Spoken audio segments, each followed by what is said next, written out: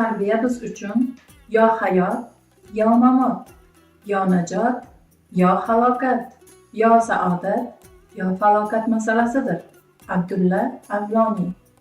Men Oqoltin tuman axborot kutubxona markazi abonentlar va foydalanuvchilarga xizmat ko'rsatish xizmati mutaxassisi Berdiqulova Muqaddam Muxtorali qizi. Siz kitobxonlarga Abdulla Avloniy haqida qisqacha ma'lumot beraman. Abdulla Avloniy milliy uyg'onish davri o'zbek adabiyotining vakili. Bu davr adabiyotining biror bir qirrasi yo'qki, Avloniy ijodida bo'y ko'rsatmagan bo'lsa.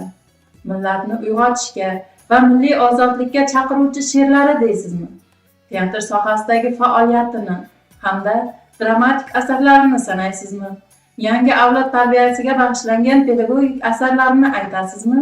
Milliy matbuotni oyoqqa turg'izishdagi sa'y-harakatlari yoxud shularning barchasi bizga Abdulla Avloniy shaxsiyatini millat taraqqiyoti yo'lida fidoyilarcha xizmat qilgan ulkan mutafakkir sifatida namoyon etadi.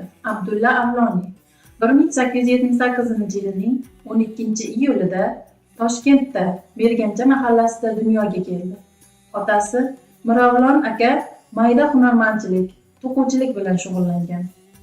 Onamning ismi Fotimadir, deb yozadi adib o'z tarjimai holida. Abdulla 7 yoshdan O'qchidagi eski maktabda Akromxon domlada savod chiqaradi. 1890-yilda shu mahalladagi madrasaga o'tadi. So'ng Shoxontohurdagi Abdumalikboy madrasasida Mulla Umar Oxunda tahsil ko'rdi.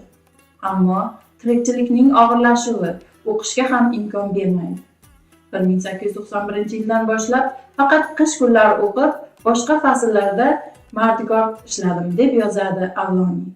Ko'p o'tmay bu ham barham topdi. U butunlay ishga sho'ng'ib ketdi.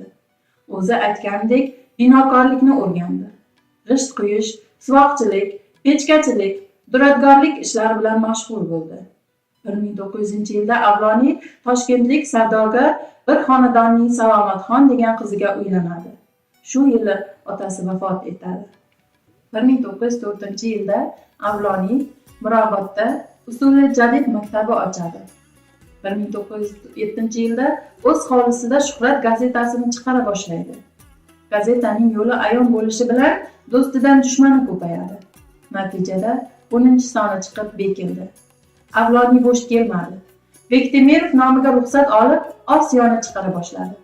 Bu gazetalar o'zbek milliy matbuotining dastlabki namunalari bo'lishi bilan ham muhim edi. 1908-yilda Avloniyning Miroboddagi maktabi yopildi. Adib 1909-yilda Dargez mahallasida yana maktab ochadi. Avloniy dars berish jarayoni ochilayotgan yangi usuldagi maktablar uchun har jihatdan qulay bo'lgan ko'plab darsliklar yaratish zaruriyatini his qiladi.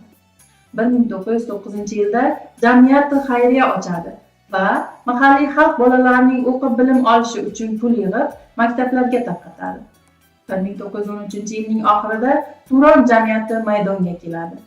Truppaning g'oyaviy badiiy rahbari Avloniy edi. Jamoat qoshida teatr truppasi tuzildi. Avloniy truppasi sahnalashtirilgan birinchi asar Behbudiyning Padarkushi bo'ldi.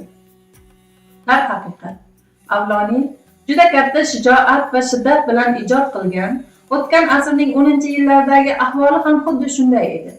Uning nazarida yo'qlik tomon ketayotgan vatanning yangi avlodi xuddi onasidan ajratib olingan bandi polaponlar kabi erkidan mahrum.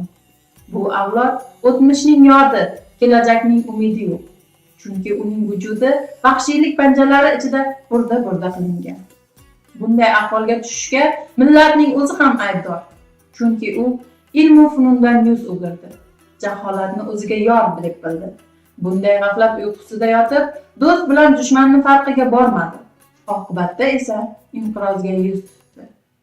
Aziz kitobxonlar, sizlarga Avloniyning keyingi kechinmalari qiziqmi? Unda sizlarga qisqa, lekin juda unumli jadidlar to'plamidan Abdulla Avloniy kitobini o'qishni tavsiya etaman. So'ylasang so'yla yaxshi so'zlardan, yo'qsa jim turmog'ing erur yaxshi. O'ylasang yaxshi fikr o'yla, yo'qsa gung bo'lmog'ing eng yaxshi.